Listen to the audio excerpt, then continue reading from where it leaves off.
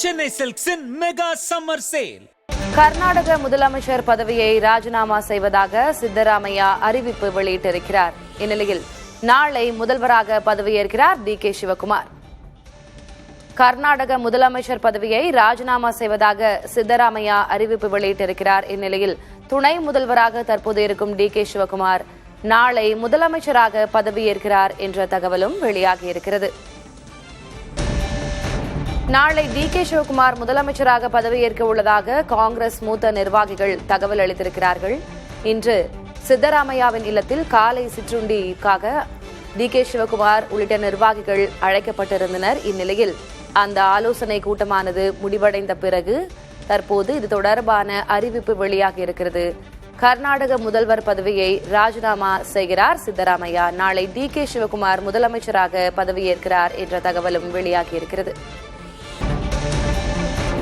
பெங்களூருவில் இன்று நடைபெற்ற அமைச்சரவை மற்றும் கட்சி நிர்வாகிகளுடனான காலை உணவு சந்திப்பின் போது சித்தராமையா இந்த முக்கிய முடிவினை அறிவித்திருக்கிறார். காலமாக முதலமைச்சர் பதவி வகித்து வரும் சித்தராமையா நாளை தனது முதலமைச்சர் பதவியை ராஜினாமா செய்கிறார். துணை முதல்வராக இருக்கக்கூடிய டி.கே. சிவகுமார் முதல்வராக பதவியேற்கிறார் என்ற செய்தி வெளியாகியிருக்கிறது.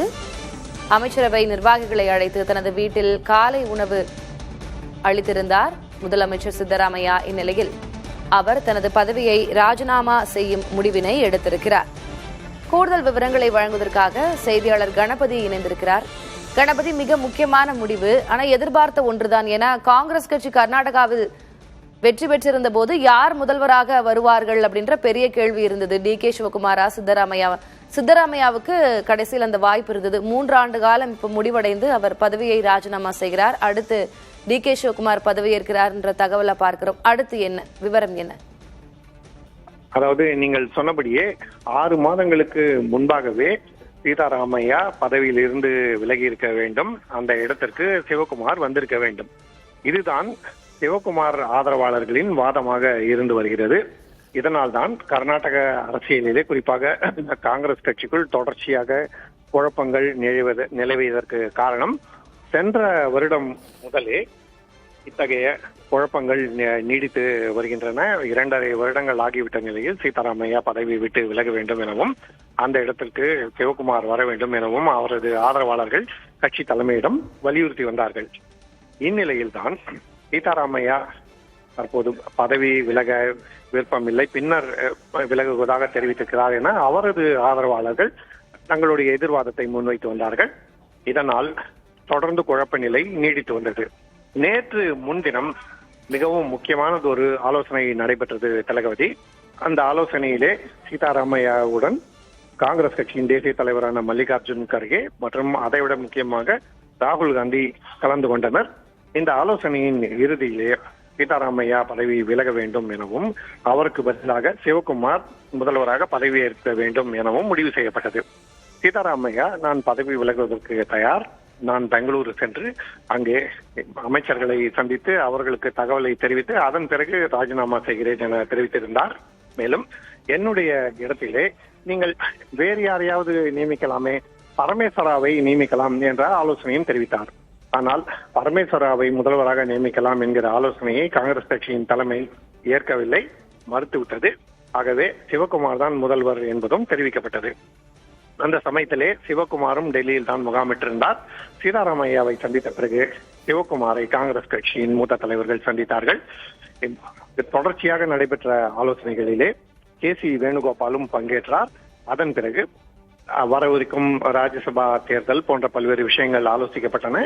மிச்ச விவரங்களை டெல்லியிலிருந்து அறிவிக்க வேண்டாம் எனவும் சீதாராமையாவே தானாக பெங்களூரு சென்று அங்கே அவருடைய அவகாசப்படி அறிவிக்கட்டும் எனவும் முடிவு செய்யப்பட்டது. அதன்படிதான் சீதாராமையா இன்று பதவியிலிருந்து விலகுவதாக முடிவு எடுக்கப்பட்டிருக்கிறது.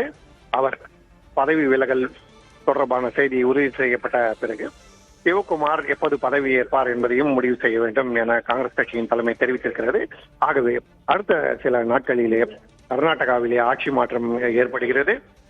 சீதாராமையாவின் பதவிக்காலம் முடிவடைந்து சிவகுமாரின் பதவிக்காலம் தொடங்குகிறது. தேர்தல் முடிந்து காங்கிரஸ் கட்சி வெற்றி பெற்றவுடன் சிவகுமார் தான் தனக்கு முதல்வர் பதவி தேவை என தொடர்ச்சியாக வலியுறுத்தி வந்தார். அந்த சமயத்திலே சீதாராமையாவை நியமிக்க வேண்டும் என்று சொன்னபோது இந்த 2.5 வருடங்களாக முதல்வர் பதவியை இருவரும் சமமாக பகிர்ந்து கொள்ளலாம் என்கிற முடிவு எடுக்கப்பட்டது. அந்த முடிவு தற்போது சற்று தாமதமாக அமல்படுத்தப்படுகிறது தளபதி. கணபதி, 6 மாதங்களுக்கு முன்னாடி இருந்தே கட்சியில சலசலப்பு இருந்தது. 2.5 வருடம் முடிந்து விட்டதே, சித்தராமையா ஏன் இன்னும் பொறுப்பை துறக்காமல் இருக்கிறார் அப்படின்னு. அவர் 6 மாத காலம் பிடிவாதமாக இருந்ததற்கு என்ன காரணம்? இப்ப இந்த முடிவுக்கு வந்ததற்கு என்ன காரணம்? ஏன்னா தேசிய அரசியல்ல அவருடைய கவனம் திரும்புகிறது, இல்ல முக்கிய பொறுப்புகள் வழங்கப்படலாம், இல்ல 2029 எதை நோக்கி அவருடைய அரசியல் பயணம் இருக்கும்?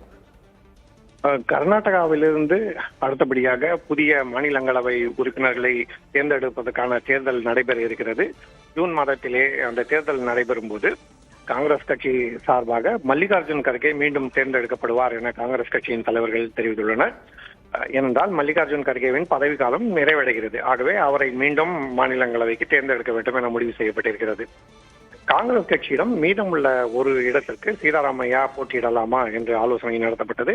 ஆனால் சீதாராமையா அது தொடர்பாக தனக்கு அதிகம் ஆர்வம் இருப்பதாக தெரிவிக்கவில்லை.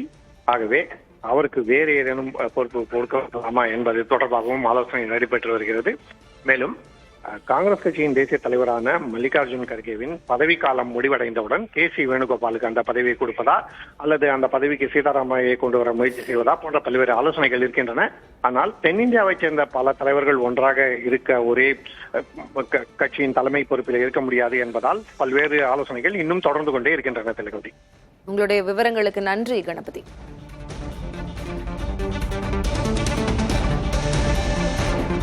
கர்நாடக முதல்வர் பதவியை ராஜினாமா செய்வதாக சித்தராமையா அறிவிப்பினை வெளியிட்டிருக்கிறார். இந்நிலையில் துணை முதல்வராக இருக்கக்கூடிய DK சிவகுமார் முதலமைச்சராக பதவியேற்கிறார்.